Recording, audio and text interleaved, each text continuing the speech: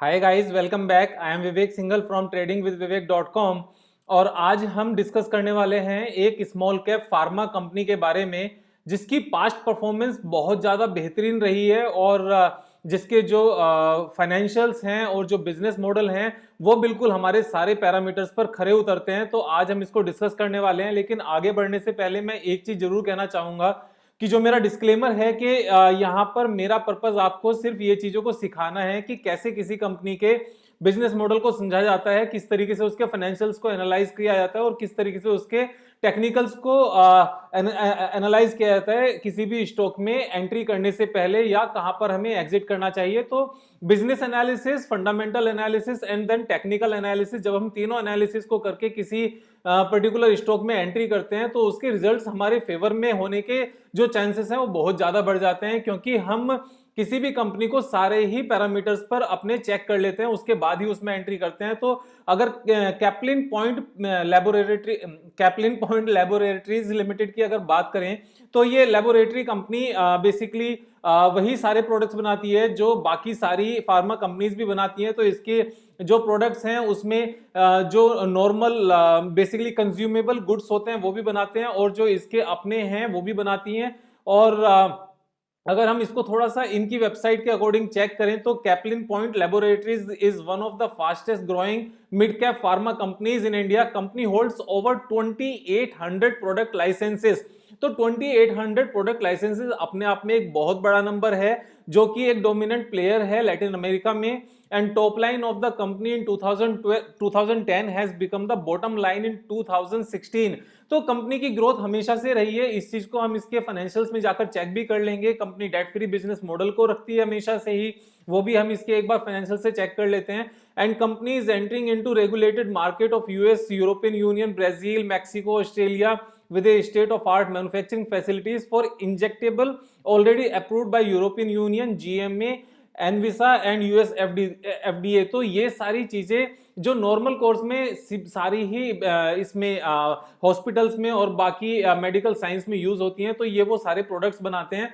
और अगर हम इसके फाइनेंशियल्स की बात करें तो 3800 करोड़ की इसकी मार्केट कैपिटलाइजेशन है। जो इसकी पीई रेशियो है वो 16.9 है। तो यहाँ पर ये पीई रेशियो जो 16.9 है एक हाई ग्रोथ कंपनी की, तो ये एक अच्छा यहाँ पर पैरामीटर है जो हमारे फेवर में काम करता है, क्योंकि इस तरह की हाई ग्रोथ कंपनीज मींस 30, 40, 50 के पीई के आसपास ट्रेड करती हैं। तो यहाँ से डबल होने के जो इसके चांसेस हैं वो तो सिर्फ और सिर्फ पीई एक्सपेंशन के केस से ही निकल के आ जाते हैं। जो फर्दर ग्रोथ होगी वो अलग है। और रिटर्न ऑन कैपिटल एम्प्लॉयड की मैं जहां तक बात करता हूं तो 30% से ऊपर की रिटर्न ऑन कैपिटल एम्प्लॉयड में अच्छी मानते हैं। और यहाँ तो 37% है, तो ये एक अच्छी बात है। प्रोमोटर होल्डिंग 69% है, जो अपने आप में सुपर्ब है। Pledging percentage is 0, debt equity ratio is 2% which is near to 0।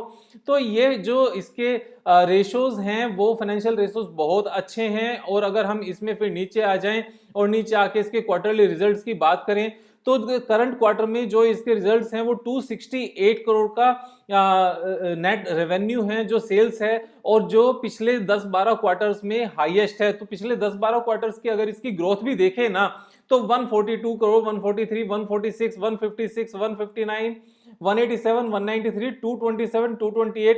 सिर्फ मार्च में थोड़ा सा यहाँ पे कम हुआ, फिर से वापस से 240 एंड 268।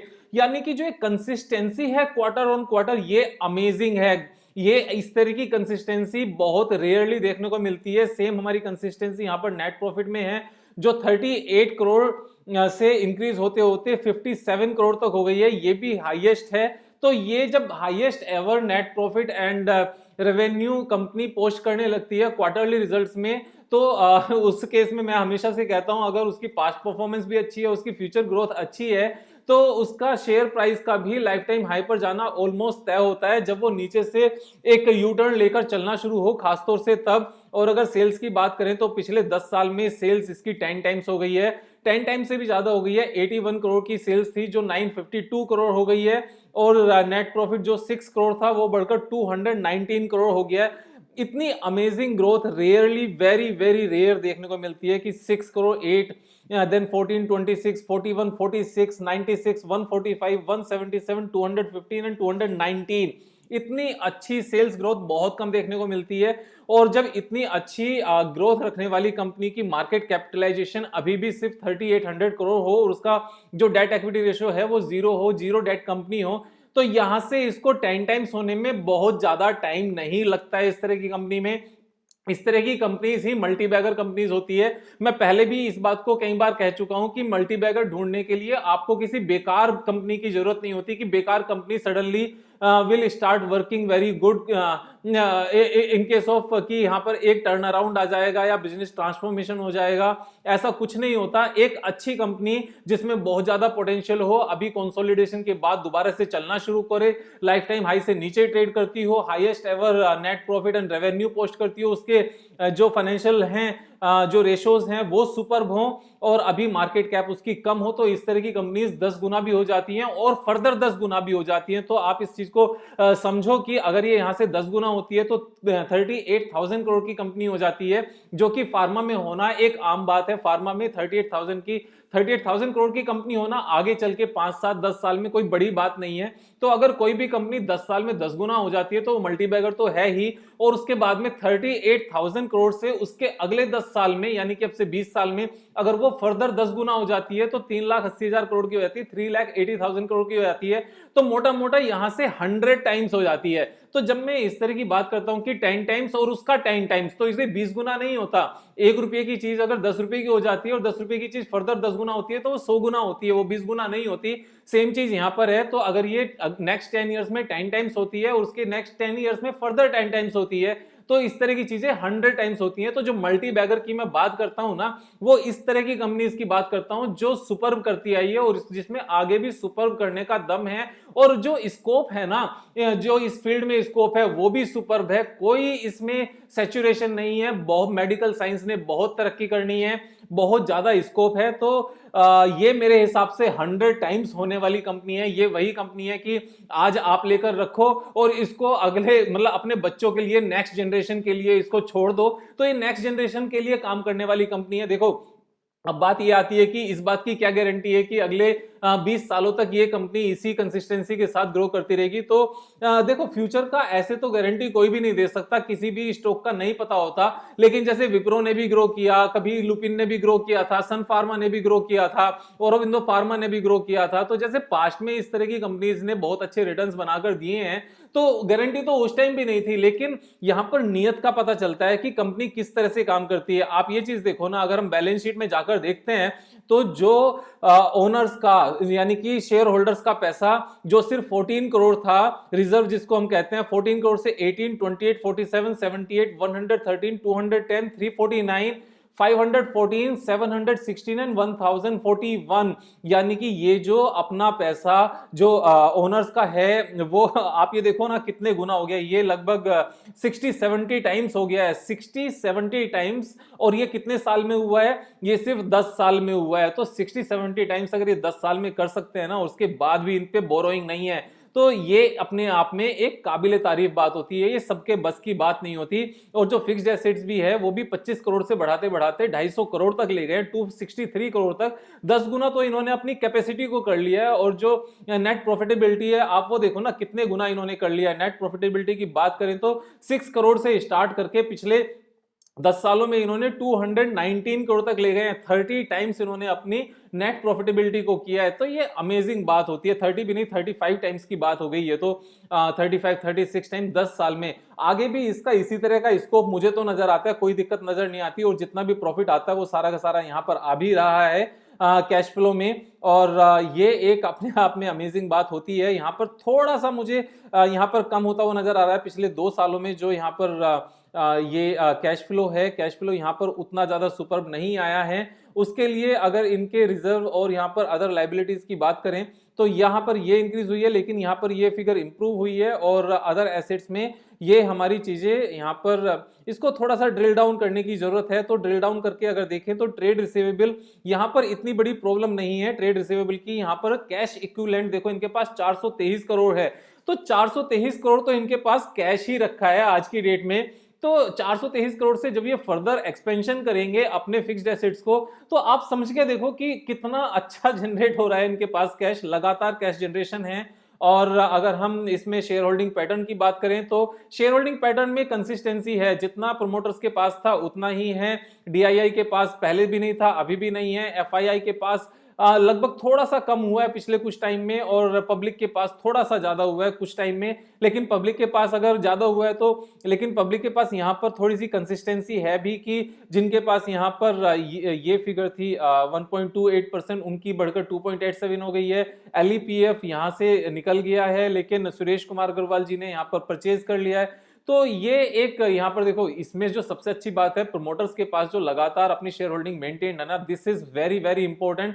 और इन सबसे ज्यादा इंपॉर्टेंट है कि जो ये जीरो डेट कंपनी है, इसकी रिटर्न ऑन कैपिटल एम्प्लॉयड अच्छी है और प्रोमोटर्स होल्डिंग अच्छी है। बात करते हैं यहाँ पर इसके टेक्निकल चार्ट पैटर्न की। तो टेक्निकल चार्ट पैटर्न में अगर आप यहाँ पर देखो तो ये इसका जो हाई था 785 हाई था इसका, और ये हाई बनाया था इसने 785 यहाँ पर जुलाई 17 में। तो जुलाई 17 में 788 का हाई बनाया था, और करंट प्राइस से अगर हम लाइफ टाइम हाई की भी बात करें तो जो इमीडिएट यहाँ से नजर आता है किसी भी सिनेरियो में, वो हमारा नजर आता है 56%। तो 56% तो यही है। और उसके बाद में जब ये कंसिस्टेंटली अपने नेट प्रॉफिट को ग्रो करते चले जाएंगे, 10 गुना होगा, फिर उसके बाद में फर्दर 10 गुना होगा, तो यहां से 100 गुना भी हो सकता है। और अगर उस चीज को हमें पास्ट में चेक करना है ना कि क्या इस तरह की कंपनी जब इस तरह से लगातार गेन देती है, उनकी नेट प्रॉफिटेबिलिटी बढ़ती है, तो 100 गुना क्या शेयर प्राइस होता है। तो आप इसको यहां से भी चेक कर सकते हो कि जब ये शेयर यहां से चलना शुरू हुआ था जुलाई 14 से, तो जुलाई 14 से चलते चलते मैं आपको एक यहाँ पे ये इसका परसेंटेज गेन निकालकर दिखा देता हूं कि जब जुलाई 14 से चलना शुरू हुआ था और इसने जो हाई बनाया था वो कितने गुना था। तो ये 21 गुना है, 2122%, 21 गुना ये शेयर प्राइस हुआ था। कब से? जुलाई 14 से लेकर, और ये हमारा हुआ था जून 17 तक। 3 साल के अंदर अंदर ये शेयर 21 गुना हुआ था। ये वापस से चलना शुरू हो रहा है, और जो वापस से चलना शुरू हो रहा है ना, आप ये चीज देखो, इसको राउंडिंग कहते हैं, और ये प्रॉपर राउंडिंग बनती है इस तरह के केसेस में। मैं आपको राउंडिंग एक बार बनाकर भी दिखाता हूं। ये ऐसे यहां से चलना शुरू हुआ और ये इस तरह से राउंडिंग बनती है, और राउंडिंग बनके ये फिर आगे निकल जाते हैं। तो ये एक कंसिस्टेंट परफॉर्मर होते हैं इस तरह की कंपनीज। और जब ये इस तरह की राउंडिंग बनती है, राउंडिंग बनके ये कप विद हैंडल भी बन सकता है, सीधा राउंड ऊपर भी निकल सकता है। तो उस केस में जनरली क्या होता है, जितनी इसकी डेप्थ होती है ना, अगर हम टेक्निकल पैरामीटर्स की बात करें तो इतनी डेप्थ ही जब ये ब्रेकआउट देता है, ब्रेकआउट के बाद ऊपर जाकर नजर आती है। और ये ऊपर जाकर अगर टेक्निकल चार्ट पैटर्न्स की बात करें, ऊपर जाकर जो नजर आती है, फिर इसका जो हमारा टेक्निकल टारगेट आता है, वो टेक्निकल टारगेट आता है 1400, 1400। तो 500 से 1400 ये अपने आप में ऑलमोस्ट 3 गुना हो जाता है। तो कंपनी में दम है, बैलेंस शीट में दम है, पीएनएल में दम है, प्रोडक्ट्स में दम है, और इसकी प्रेजेंस अच्छी है, सारी चीजें अच्छी हैं, और मार्केट में मिड कैप में रैली भी है। ये चीज भी एक इंपॉर्टेंट पॉइंट होता है। और जो इसकी ये वॉल्यूम है ना, अगर हम वॉल्यूम एनालिसिस की बात करें तो इतनी वॉल्यूम इस शेयर में कभी नहीं आई जितनी इस पूरे सेक्शन में आई है। और इस पूरे सेक्शन में इतनी वॉल्यूम का आना, आप ये देख रहे हो, इतनी वॉल्यूम तो तब भी नहीं थी जब ये इनिशियली चलना शुरू हुआ था। तो यहां पर तो जितना भर भी शेयर है ना मार्केट से, कुछ स्ट्रॉन्ग हैंड्स ने खरीद कर रखा हुआ है। अब इसको लेकर जो चलने की तैयारी होगी वो अमेजिंग ग्रोथ यहां से हो सकती है। आप इसमें अपना ड्यू डिलिजेंस करके ही शेयर प्राइस को लेना, मेरे कहने से मत लेना, क्योंकि मैं ये बिल्कुल नहीं चाहता कि कोई भी इंसान मुझे बाद में आके बोले कि विवेक भाई आपने बताया था और नुकसान हो गया। ये शेयर मार्केट है, शेयर मार्केट में सिर्फ और सिर्फ अपने ड्यू डिलिजेंस के हिसाब से, अपने इन्वेस्टमेंट एडवाइजर के हिसाब से काम करना। मेरे कहने से यहाँ पर कुछ भी काम करने की जरूरत नहीं है। मेरा कहना यहाँ पर सिर्फ और सिर्फ ये है कि किसी भी कंपनी को किस तरह से एनालाइज किया जाए, बिजनेस एनालिसिस की जाए, फिर फाइनेंशियल एनालिसिस की जाए, उसके रेशो देखे जाए, उसकी फिक्स्ड एसेट्स देखी जाए, पी&एल स्टेटमेंट देखा जाए, और उसके बाद में उसका टेक्निकल चार्ट पैटर्न देखा जाए। टेक्निकल चार्ट पैटर्न के बेस पर यह निकाला जाए कि कितनी ग्रोथ इसमें आगे आ सकती है, पहले क्या परफॉर्मेंस रही है और आगे क्या परफॉर्मेंस हो सकती है। I am Vivek Singhal from tradingwithvivek.com। कल फिर मिलेंगे ठीक 5 बजे एक नए वीडियो के साथ। टिल द टाइम एंजॉय करो यार, मजे करो। Thank you so much.